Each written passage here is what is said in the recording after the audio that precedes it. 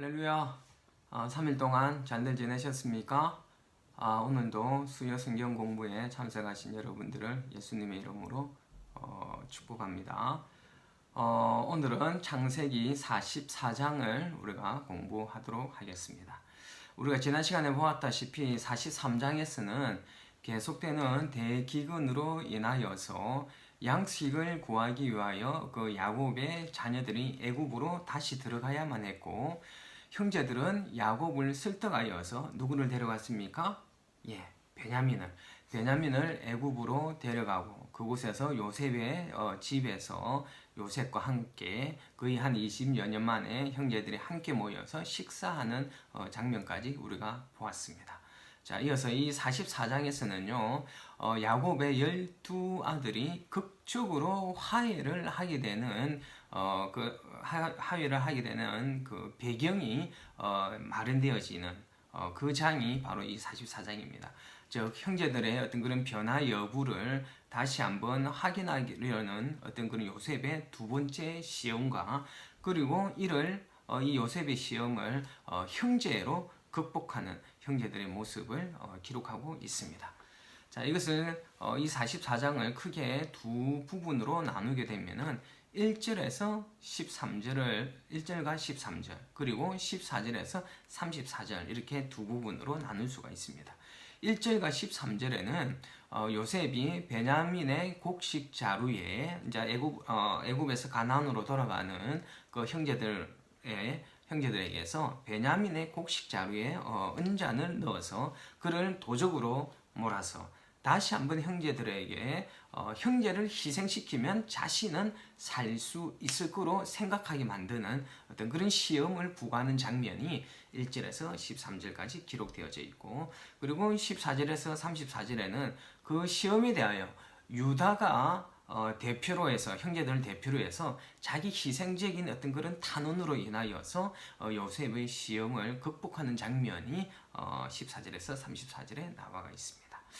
자, 우리 한 절씩 보도록 하겠습니다. 자, 우선 1절에 양식을 각자의 자루 위에 운반할 수 있을 만큼 채우고 각자의 돈을 그 자루 위에 넣고라는 구절이 나옵니다. 자, 이 짧은 구절에서 요셉이 얼마나 그의 부친과 형제들을 사랑하는지를 단적으로 볼 수가 있습니다. 즉 요셉은 돈의 액수대로만 양식을 넣은 것이 아니라 실을 수 있을 때까지 최대한 그 곡식의 양을 많이 실도록 그 종들에게 명령한 것이었습니다. 자, 현재 자신의 신분을 밝힐 수는 없지만은 자식된 도리나 그 다음에 형제된 도리로서 그 책임을 최선은 다 하려고 하는 요셉의 따뜻한 어떤 그런 성품을 우리는 볼 수가 있습니다. 자, 사실 요셉은 형제들로부터 깊은 상처를 안고 있었던 사람이었습니다. 과거의 일을 생각하면 이렇게 할 수가 없지 않습니까? 그러나 요셉은 어떤 사람이었습니까? 하나님과 동행하는 삶을 살았던 사람이었습니다. 그래서 하나님과 동행하는 삶을 살면서 과거의 상처로 인하여서 생길 수 있는 어떤 그런 쓴뿌리가 생기지 않았고, 그리고 형제들의 허물을 듣고 오히려 그들에게 따뜻한 사랑을 보여주는 이 요셉의 이 모습들을 우리 그리스도인들이 본받아야 할 모습이지 않을까 생각을 해보게 됩니다. 우리가 살아가는 가운데 맺게 되는 많은 관계들 가운데에서 때로는 의도적으로 어떤 사람에게 상처를 줄 수도 있고, 또 때로는 의도치 않게 사람들에게 또 상처를 주고 받으면서 우리는 살아가게 됩니다. 나에게 상처를 준 사람, 배신을 하고 나를 공격한 그 사람들을 우리가 용서하는 것은 결코 쉽지가 않습니다. 그러나 용서하지 못하고 미워하는 마음을 품고 있으면은 우리 자신만 더 분노와 그런 미움의 감옥 속에서 헤어나지를 못하게 되는 것입니다. 계속 그 분노했던 그 일들을 곱씹으면서 그 사람에게는 아무것도 하지 못하지만은 우리 자신에게 그 분노의 생각을 곱씹음으로 인하여서 우리의 마음과 생각을 자악하는 어떤 그런 안 좋은 일들이 우리 가운데서 일어날 수 있다라는 것입니다. 그러므로 우리 그리스도인들은 상처로 인한 어떤 그런 복수의 칼을 갈기보다는 쉽지는 않겠지만은 하나님 안에서 우리의 과거의 상처를 올려드리고, 그리고 하나님으로부터 위로를 받고, 그래서 우리 지체들의 어떤 그런 허물을 좀 이해하고 용서할 수 있는 삶을 살기 위해 몸부림칠 수 있는 저와 여러분들이 될 수 있었으면 좋겠습니다. 자, 2절을 보겠습니다. 2절을 보니까 내잔 곧 은잔을 그 청년의 자루 아기에 놓고 라고 나옵니다. 이때 그 청년은 누구를 말하겠습니까? 바로 동생 베냐민을 가리키고 있는 것입니다. 즉 요셉은 베냐민에게 도둑 누명을 씌울 계획을 하고 있는 것이죠.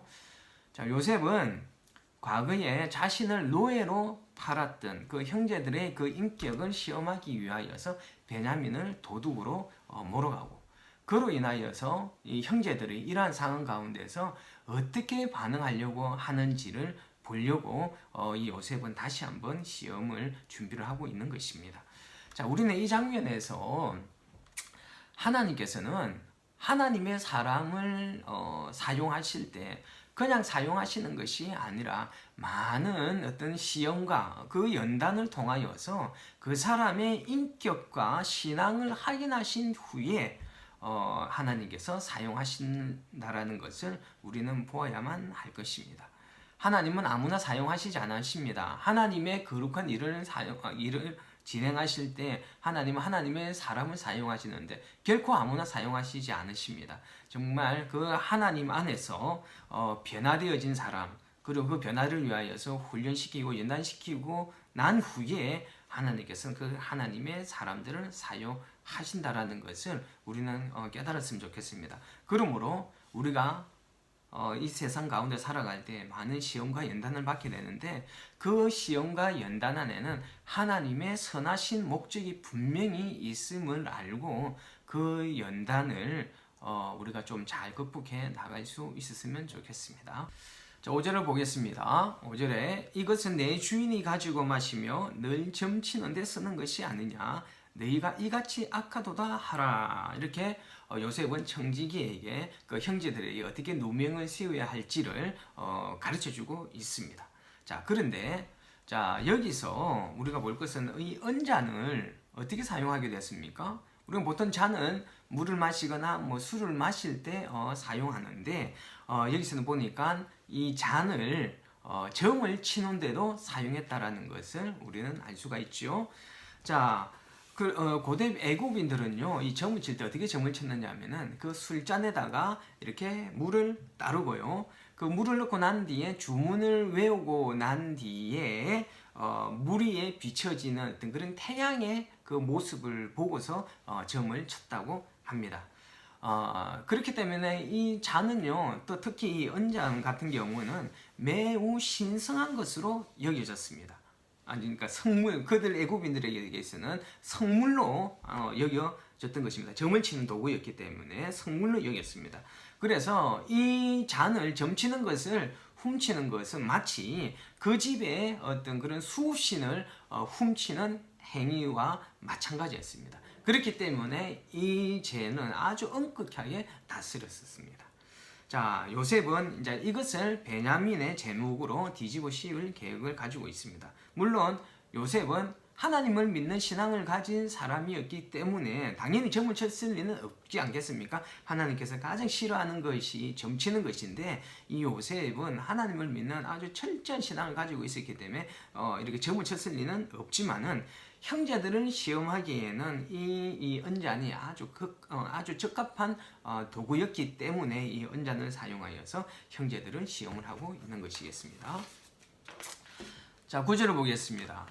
9절에 보니까 이제 이 두 명을 받고 있습니다. 누명이 씌워졌습니다. 그래서 그 억울함을 그 자신들이 그 죄를 짓지 않았음을, 그 결백을 주장하는 모습이 이제 이 9절부터 나오게 됩니다. 9절에 보니까 이 종이 그랬지 않습니까?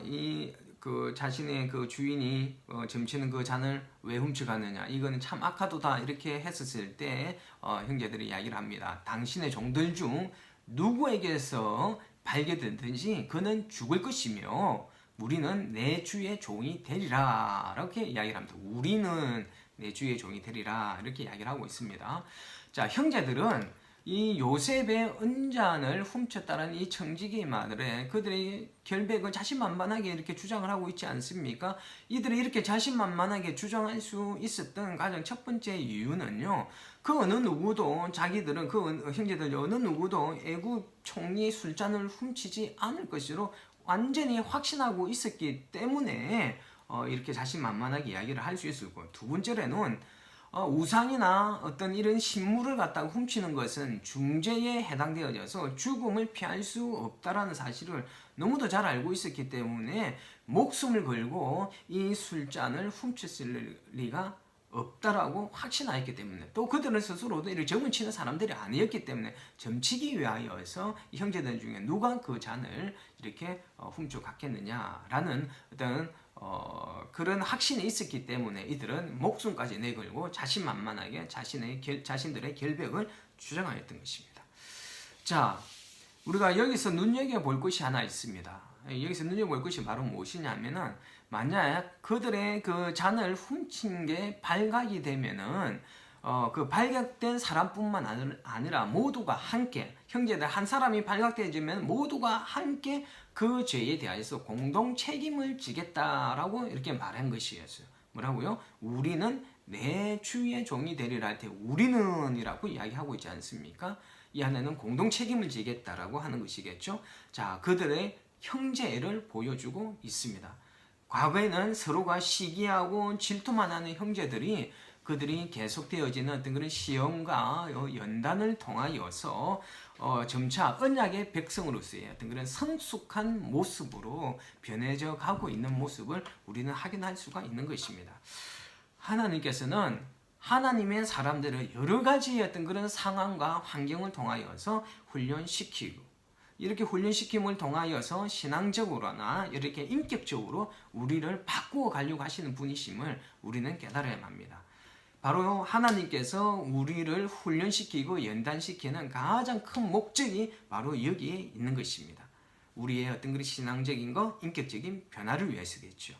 이것이 바로 우리에게 연단시키시는 하나님의 어떤 계획하심을 깨닫고서 우리가 연단과 어떤 그런 시험 당함을 우리가 당할 때 그 어려움을 통하여서 하나님께서 우리에게 어떤 모습으로 바꿔가시기를 원하시는지에 대해서 우리가 깊이 생각하고, 그리고 하나님 앞에 이거에 대한 질문을 하면서 좀 나아갈 수 있었으면 좋겠습니다. 우리 어려운 일 당할 때, 하나님, 이 어려운 일을 통하여서 나에게 무엇을 말씀하려고 하시는 것입니까? 나에게서 어떤 모습들이 변화되어지기를 원하시는 것입니까? 라는 어떤 그런 질문들을 우리가 하나님 앞에 하면서, 그리고 우리의 어떤 그런 허물들을 바꾸어 갈 수 있는 어떤 그런 시간들을 우리가 가질 수 있기를 부탁드리겠습니다. 자, 10절에는요. 자, 그것이 누구에게서 발견되든지 그는 내게 종이 될 것이요 너희는 죄가 없으리라 이렇게 이야기를 합니다. 누가요? 요셉이요. 형제들이 그 잔이 발견되어지면 우리가 공동 책임을 지겠다라고 이렇게 이야기를 하였는데, 요셉은 그들의 어떤 이야기에 다른 제안을 하고 있습니다. 어떻게 해요? 바로 당사자 외에는, 그 잔이 발각되어진 당사자 외에는 그 어느 누구에게도 책임을 묻지 않겠다라는 말이었습니다. 왜 이런 조치를, 이런 제안을 요셉은 형제들에게 했을까요? 만약에 그 잔이 베냐민에게 발각되어졌을 때 형들이 어떻게 반응하는지를 보기 위하여서 요셉은 이런 제안을 하고 있는 것입니다. 자신만 살기 위하여서 나는 발견되지 않았으니까 나는 괜찮아 이렇게 할 것인지, 아니면 그 베냐민에게 발견되어졌을 때 이것도 우리의 책임이다 라고 하면서 나아갈 것인지, 그런 형제들의 변화된 모습을 확인하기 위하여서 요셉은 이런 제안을 하고 있는 것입니다. 자, 12절에 보겠습니다. 12절에 보니까 나이 많은 자에서부터 시작하여 나이 적은 자에게까지 조사하매라는 구절이 나옵니다.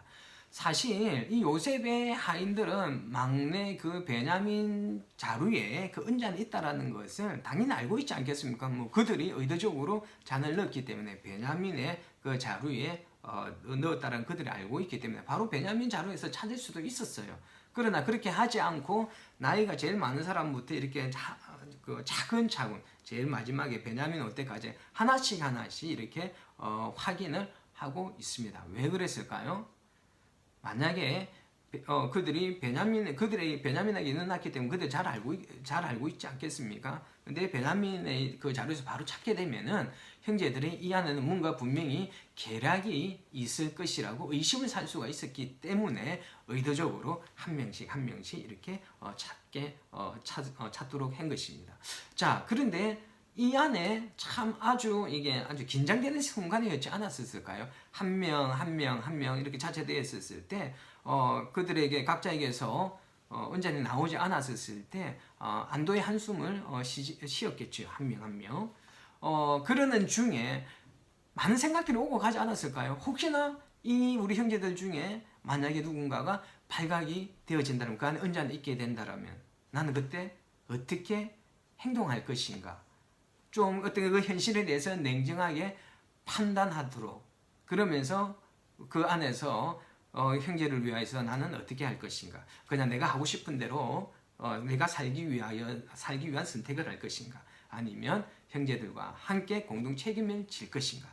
이거에 대한 갈등이 짧은 순간이었지만 아주 그 갈등이 고조에 달하는 아주 긴장된 순간이지 않았을까, 어떤 그런 생각을 해보게 됩니다.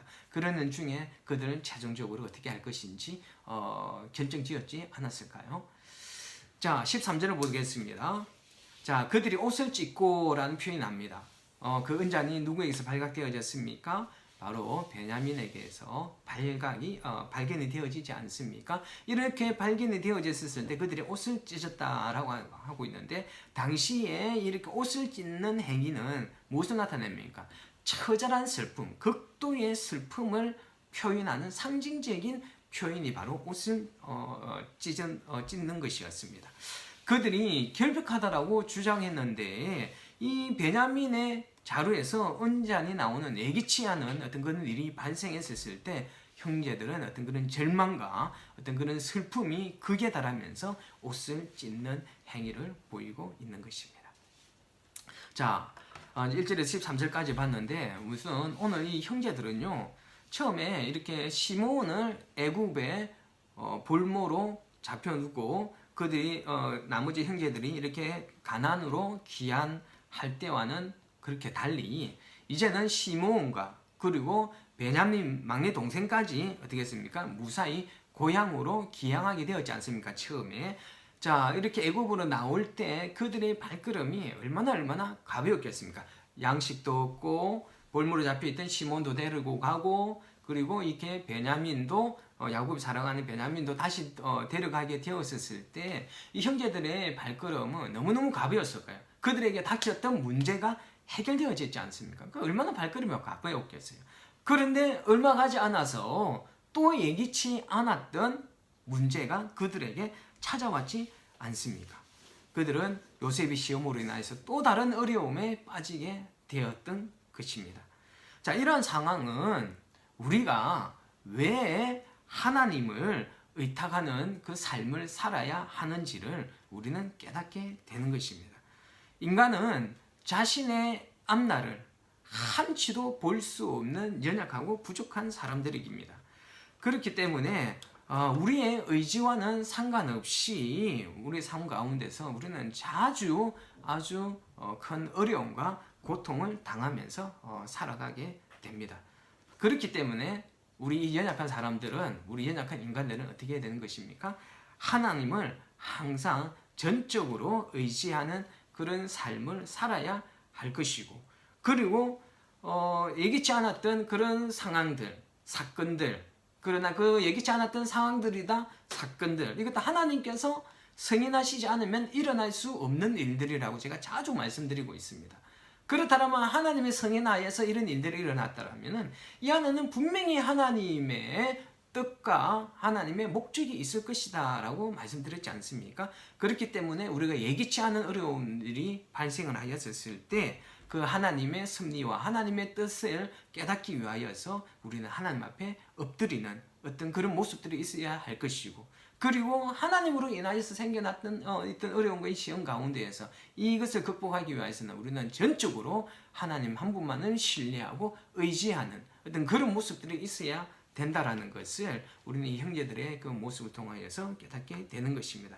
하나님은 성도들을 연단하고 더 큰 축복을 누리도록 하시기 위하여서 종종 우리들에게 시련과 고통을 주시기도 하십니다. 그러므로 우리는 고난과 시련의 때에 결코 낙심하거나 실망하지 말고 그럴수록 더욱더 하나님을 의지하고 하나님의 선하신 계획이 하심이 있음을 믿고 하나님을 신뢰하며 나아갈 수 있기를 부탁드리겠습니다. 그리고 우리의 삶에 어떤 한 문제가 해결되어졌다고 해서 우리가 안일하게 우리를 또 놓지 마시고 우리 문제가 해결되어졌을 때 그때가 더 중요할 것 같습니다. 해결되어졌다고 해서 우리가 영적으로 안일해지지 않고 더욱더 하나님을 신뢰하고 의지하고 하나님을 붙드는 삶을 살아낼 수 있는 저와 여러분 되시기를 부탁드리겠습니다. 자, 이제 14절과 34절의 내용입니다. 이 14절에서 34절은 어떤 내용이 나온다고 그랬습니까? 형제들을 대표한 유다가 자기 희생적인 탄원으로 인하여서 요셉의 시험을 극복하는 장면이 기록되어져 있다라고 말씀드렸는데 이 14절에서 34절을 또 두 부분으로 나눌 것 같으면은 14절에서 17절까지는 애굽 땅으로 돌아온 형제들을 향한 그 요셉의 책망과 형제들을 대표한 유다가 자신들의 잘못을 인정하고 형제들 모두가 요셉의 종이 되겠다는 공동 책임을 지겠다는 어떤 그런 진술, 그리고 베냐민만을 종으로 삼고 다른 형제들은 가나안 땅으로 돌려보내겠다라는 어떤 그런 요셉의 어떤 그런 선언이 바로 이 14절에서 17절에 기록되어 있습니다. 그리고 18절부터 마지막 34절까지는 유다의 자기 희생적인 탄원이 기록되어져 있습니다. 자, 보겠습니다. 14절을 보겠습니다. 14절은 유다와 그의 형제들이 요셉의 집에 이르니라고 합니다.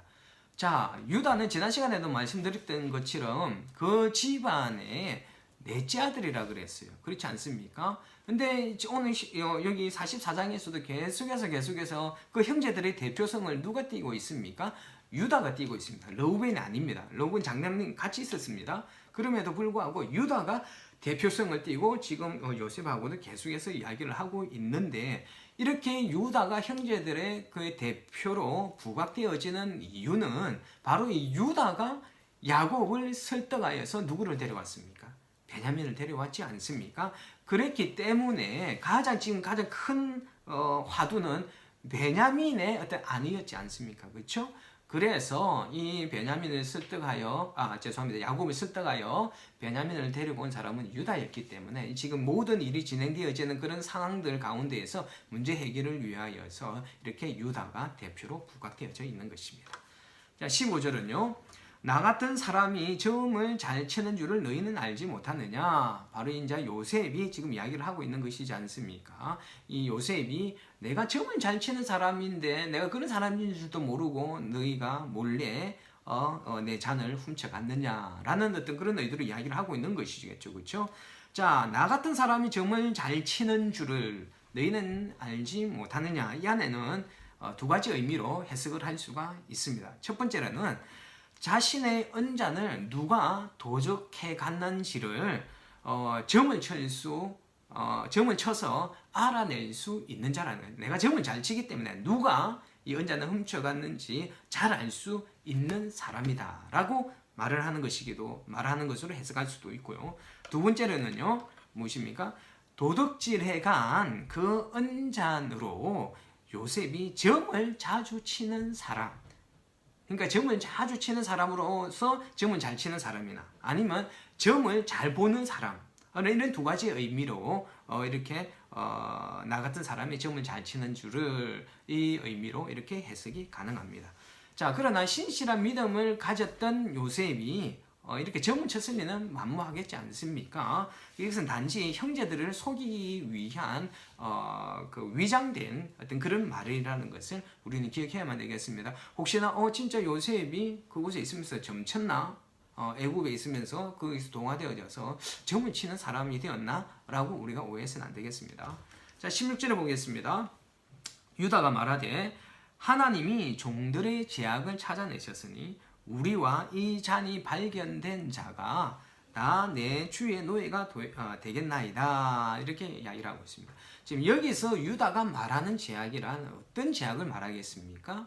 예, 바로 과거에 그 유다와 형제들이 요셉에게 행했던 죄악, 그 뭡니까? 요셉을 노예로 판 그 사건, 그 죄악을 이야기를 하고 있는 것입니다. 그래서 이 유다는 하나님으로부터 과거에 저질렀던 그 죄악으로 인하여서 징계를 받고 있다라고 이렇게 말을 하고 있는 것입니다. 요셉에게. 참 이 말을 들었을 때 이 요셉의 마음이 어땠겠습니까? 아, 정말 형제들이 자신에게 행하였던 그 죄악에 대하여서 뼈저리게 뉘우치고 후회하고 있구나라는 것을 이 요셉은 보게 되었고, 아, 형제들이 정말 많이 변했구나라는 것을 요셉은 깨닫게 되었을 것입니다. 자, 그리고 이 절도 사건에 대하여서 형제들이 공동으로 책임을 지겠다고 이렇게 확고한 의지를 보여주고 있습니다. 자, 이것은 형제들 사이에 두터운 우애를 입증하고 있습니다. 이 모습이 요셉이 확인하고 싶었던 형들의 성숙하게 변화된 모습이지 않았겠습니까? 여러분, 이 모습이 바로 이 형제들의 변화되어진 이러한 모습들, 이런 모습이 하나님께서 우리들을 향하여서도 인격적으로나 신앙적으로 변화되어지기를 바라는 어떤 그런 성도들의 모습이라고 생각이 되어집니다. 우리는 형제들의 이 변화되어지는 어떤 그런 모습들을 통하여서 수많은 시련과 연단은 이 하나님의 사람들을 신앙적으로나 인격적으로 변화를 낸다라는 것을 우리는 깨달을 수가 있습니다. 그러므로 이와 같이 우리가 하나님의 뜻과 하나님의 섭리를 우리가 깨닫게 된다면 어떤 어려움과 시련 속에서도 하나님께 감사하는 삶을 살 수 있게 될 것입니다. 자, 하나님의 섭리와 뜻을 깨닫는 것은 결코 쉽지가 않습니다. 전에도 말씀드렸지 않습니까? 하나님의 섭리와 뜻을 분별하는 것은 결코 쉽지가 않습니다. 그러나 우리의 삶 속에서 하나님의 성인하에서 일어나는 어떤 그런 일들 가운데는 하나님의 뜻이 있다라는 것을 우리가 안다라면은 그 하나님의 뜻을 깨닫기 위하여서 늘 우리는 하나님 앞에 나아가서 하나님의 뜻을 구하는 어떤 그런 태도들을 하나님 앞에 보일 필요가 있을 줄로 믿습니다. 하나님께서 지금 요셉이 형제들의 변화된 모습을 보고서 아주 기뻐하였던 것처럼 우리들이 조금씩 신앙적으로나 인격적으로 변화되어지는 그 모습에 대해서 하나님께서는 기대하고 계실 것이고, 변화되어졌을 때 하나님께서 정말 기뻐하실 줄로 믿습니다. 자, 17절 보겠습니다. 17절에 요셉이 이르되 내가 결코 그리하지 아니하리라. 너희는 평안히 너희 아버지께로 도로 올라갈 것이라. 형제들이 뭡니까? 공동 책임을 지겠다라고 그들의 의지를 보였었을 때 요셉은 그러하지 않겠다고 그냥 죄 지은 사람만, 그 사람에게만 죄값을 물고 나머지는 평안하게 내가 돌려보내겠다라고 이렇게 이야기를 하고 있는 것이죠. 자, 요셉의 이 제안은 이 형제들을 아주 당혹스럽게 만들었을 것 같습니다.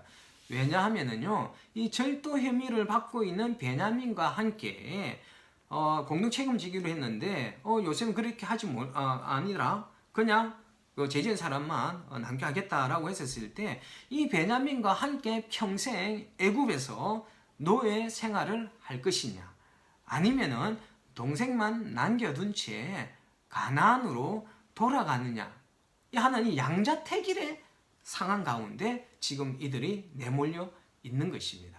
얼마나 갈등이 됐겠어요. 물론 형제를 사랑하기 때문에 또 공동 책임을 지겠다라고 했기 때문에 그것을 지키고 싶은 마음도 있겠지만은 평생을 노예로 살아가야 한다라는 그 생각이 찾아왔을 때 이들 가운데 당연히 갈등이 찾아오지 않았겠습니까? 이 요셉은 지금 이런 갈등의 그 상황 가운데에서 이들이 어떤 것을 선택할 것인지 그것을 보기 위하여서 이런 제안을 하고 있는 것입니다. 곤혹스러운 어떤 그런 상황에 대하여서 유다의 단언 내용이 18절에서 34절에 기록되어져 있습니다. 즉 자신들이 애굽에 다시 오게 된 가정, 곧 야곱의 베냐민에 대한 어떤 그런 사랑과 그 야곱을 설득하였던 어떤 그런 내용들이겠죠. 그런 거와 그리고 베냐민 대신에 자신을 종으로 삼아 달라라고 간청하는 장면이 이 바로 18절에서 34절에 기록되어 있습니다. 자, 22절을 보겠습니다. 자, 그 아이는 그의 아버지를 떠나지 못할지니 떠나면 그의 아버지가 죽겠나이다 라고 합니다. 자, 유다는 자신의 아버지 야곱이 베냐민을 얼마나 사랑하는지를 이 요셉에게 설명하고 있습니다. 자신이 어떻게 해서 이렇게 베냐민을 여기까지 데려왔는데 그 베냐민을 야곱이 어떻게 사랑하고 얼마나 어떻게 사랑하는지를 이 유다는 요셉에게 설명을 하고 있습니다. 유다는 잘 알고 있습니다. 요셉이 죽었다고 야곱에게 거짓말을 하였을 때 이 요셉이 야곱이 얼마나 낙심하고 큰 슬픔 가운데 빠졌던 것은 유다와 그 형제를 다 보았지 않습니까? 그렇죠? 그리고 그 후에 또 이 야곱이 베냐민을 요셉이 없으니까 얼마나 더 애지중지하게 베냐민을 사랑했는지를 이 유다는 너무너무 잘 알고 있었기에 이 베냐민마저 야곱에게 돌아가지 못하게 된다면 자신의 아버지가 죽게 될 정도로 낙심하게 될 것이다 라고 이렇게 요셉에게 이야기하고 있습니다. 그러니까 제발 이 베냐민만은 돌려보내달라는 어떤 그런 의도가 있는 그 설명을 하고 있는 것이겠죠. 자, 23절에는요. 주께서 종들에게 말씀하시되 아우가 함께 내려오지 못하면 내 얼굴을 보지 못하리라 하시거늘 라는 구절이 나옵니다. 뭡니까?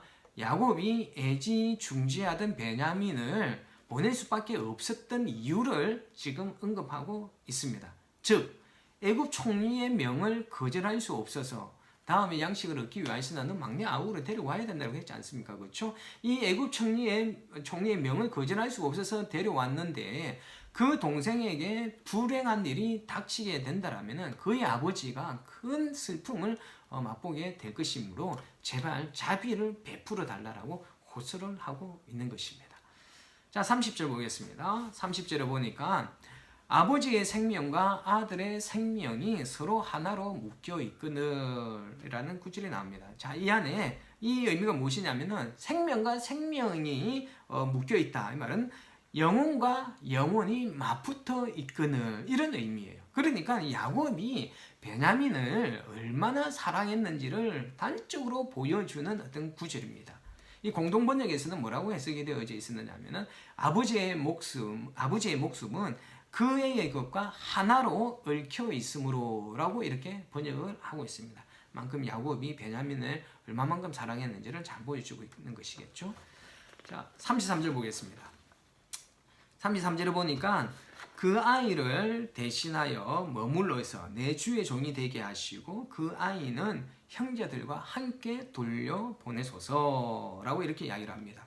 그러니까 이 베냐민과 야곱이 너무도 사랑하고 있고 이 베냐민을 돌려보내지 못하면 아버지가 큰 슬픔에 빠지게 될 거라는 것을 알고 있기 때문에 이제는 유다가 자신을 희생하면서 이 베냐민을 돌려보내려고 하고 있는 것입니다. 즉 베냐민을 대신하여 유다 자신이 애굽에 남겠다는 의지를 요셉에게 보여주고 있습니다. 노년에 사랑하는 아들 베냐민을 그리워하면서 비통에 잠길 그 아버지 그 야곱과 그리고 이 나머지 형제들이 가족과 떨어져서 애굽에 남아서 고생할 것을 생각하니 이 유다의 마음이 너무도 아팠던 것입니다. 그래서 유다는 자기를 이렇게 남게 하는 자기를 베냐민을 대신해서 남게 하고 나머지 형제들을 보내려고 하는 희생적인 제안을 하고 있는 것입니다. 여기서 우리는 유다의 모습을 안 보았으면 좋겠습니다. 과거의 유다의 모습이 어땠었습니까? 좀 신앙적으로나 인격적으로 미성숙하고 분별력이 없었을 때 이 유다는 자신의 며느리 다말과 동침을 했던 아주 어떤 연약한 어떤 그런 사람이었습니다. 그런데 지금 유다는 정말 인격적으로나 신앙적으로 큰 변화가 일어난 모습을 우리가 목도를 할 수가 있습니다. 자기를 희생하면서까지 형제들과 아버지를 살리려고 하는 이 변화된 모습, 이것은 바로 이 유다의 신앙적으로 인격적으로 변화되어진 어떤 그런 모습을 증명하고 있는 것입니다. 인격은요, 우리는 요새 그 유다가 특별히 어디서 그럼 신앙의 변화가 있느냐라고 우리가 질문을 할 수가 있지 않겠습니까? 여러분, 저는 그렇게 생각합니다. 이 유다가 신앙의 변화가 있었기 때문에 이런 인격의 변화도 있었다라고 저는 분명히 믿습니다.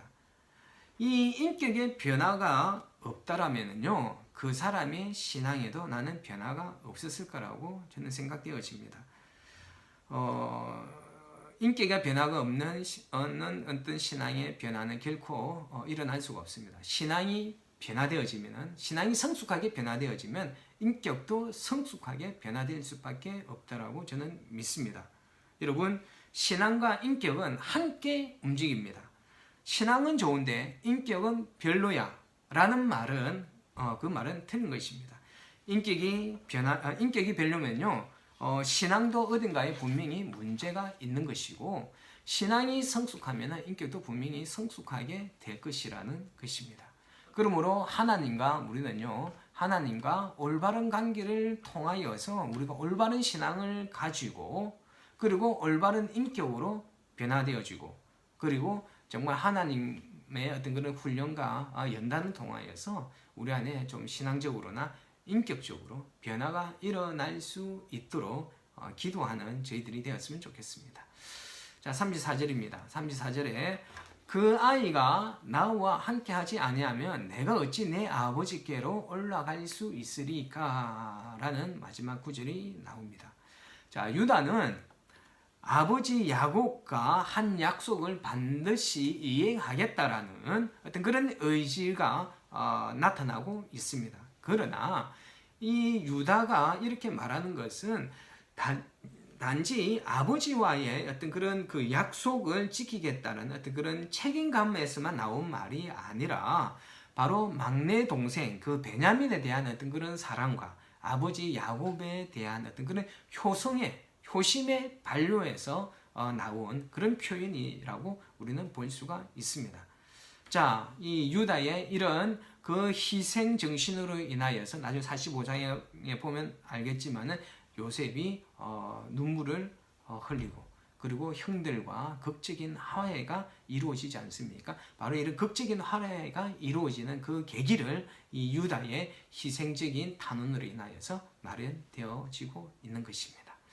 자, 여러분, 우리가 오늘 이제 이 본문 다 봤지만 여기서 우리가 좀 볼 수 있는 것이 어떤 것이 있느냐면요, 여러분, 이 오늘 유다로 인하여서 유다의 어떤 중보지 않습니까? 그렇죠? 유다의 중보로 인하여서 구원받은 이 베냐민은 누구를 연상케 하게 됩니까? 바로 예수 그리스도의 십자가의 그 희생 사건으로 인하여서 구원받은 하나님의 백성들을 보여주고 있고요. 그리고 자신을 희생하여서 형제들을 구원하려고 하는 이 모습은 바로 십자가의 희생을 감당하신 그 예수 그리스도를 예표하고 있다고 보면 되겠습니다. 뿐만 아니라 이 요셉은요, 정말 형제들의 어떤 그 시기와 질투로 인하여서 죽음의 위기에 몰리는 어떤 그런 상황 가운데 있었지만, 그 형제들의 그 허물들을 용서하고 오히려 사랑하는 이 모습 또한 바로 우리를 끝까지 우리의 죄악에 대하여서 비난하지 않으시고 정죄하지 않으시고 끝까지 우리의 허물을 덮으시고 사랑하시는 그 예수 그리스도의 그 모습을 우리는 또 요셉을 통하여서 볼 수가 있는 것입니다. 자, 우리는 이 요셉과 유다의 모습을 통하여서 우리들도 예수님의 장성한 분량까지 예수 그리스도의 그 아름다운 그 성품을 닮은 모습으로 나아갈 수 있을 것이라는 소망을 우리는 가질 수가 있습니다. 요셉이 유다와 형제들의 변화되어진 모습에 감동하여 눈물을 이렇게 흘리는 것처럼, 하나님께서도 우리 하나님 백성들이 변화된 어떤 그런 삶의 모습들이 하나님을 마음을 감동으로 이끌어갈 수 있지 않을까라는 어떤 그런 생각을 해보게 됩니다. 여러분, 우리의 그 신앙적으로나 인격적으로 변화되어지는 어떤 그런 모습을 통하여서 하나님의 마음을 감동시킬 수 있는 저와 여러분들이 될 수 있었으면 좋겠습니다. 말씀 정리하겠습니다. 우리가 43장에 이어서 이 44장에서도 많은 시험과 연단을 통하여서 변화되어지는 형제들의 그 모습을 보여주고 있습니다. 이 모습들이 우리에게 던져주는 메시지가 있지 않습니까? 우리는 하나님의 복음을 전해야 하는 사명을 가진 사람들입니다. 그래서 하나님은 이 복음을 전해야 하는 그 삶을 살아야 되는 우리 그리스도인들의 삶 속에서 신앙적으로나 인격적으로 변화가 일어나기를 하나님께서는 원하고 계신다라는 것입니다. 그래서 그 하나님께서는 그 변화된 삶을 통하여서 하나님은 때때로 많은 시험과 훈련을 통하여서 우리를 연단시켜 나가시는 것입니다. 복음을 전하는 사람은 인격적으로 신앙적으로 성숙한 모습이 나타나지 않으면 그 복음이 제대로 전해질 수가 없지 않겠습니까? 이 복음을 전하기에 합당한 사람으로 만들어 가시기 위하여서 하나님은 여러 가지 어떤 그런 시험과 환난을 통하여서 우리를 훈련시키고 연단시켜 나가신다라는 것을 우리는 깨달아야만 할 것입니다. 그러나 하나님께서는 우리가 감당치 못할 시험 당함을 결코 허락하시지 아니하신다라고 하셨고, 우리가 시험 당할 쯤은 어떻게 하신다라고 하셨습니까? 반드시 피할 길을 내어 주시는 분이라고 하나님께서는 약속하여 주셨습니다. 그래서 우리는 그 하나님을 끝까지 신뢰하고 하나님을 끝까지 믿고 의지하는 그 모습으로, 그런 삶의 모습으로 우리의 어떤 시험과 환난을 잘 통과하여서 신앙적으로나 인격적으로 변화되어지는 우리 그리스도인들이 될 수 있었으면 좋겠습니다. 지금 현재 이 공부를 하고 있는 저와 여러분들의 삶들 가운데에서 또 많은 일들이 일어나고 있을 것 같습니다. 그 많은 일들 중에는 좋은 일도 있겠지만 많은 어려운 일들, 시험에 드는 일들도 분명히 있을 것입니다. 어떤 그런 하나님이 테스트하는 어떤 그런 어려움 가운데 혹여 맞닥뜨리고 계신 분 있으십니까? 이 안에는 분명히 하나님께서 우리를 신앙적으로나 인격적으로 연단시키려는 하나님의 목적이 있다는 것을 꼭 깨달으시고, 우리가 하나님께 도움을 요청하시고 하나님과 함께 이 어려움을 잘 통과하면서 우리 안에 변화되어져야 될 어떤 그런 신앙적으로나 인격적인 모습이 무엇이 필요한지 여러분 함께 하나님 앞에 기도하며 깨닫는 시간을 보낼 수 있기를 예수 그리스도 이름으로 축원합니다. 감사합니다. 다음 주에 뵙겠습니다.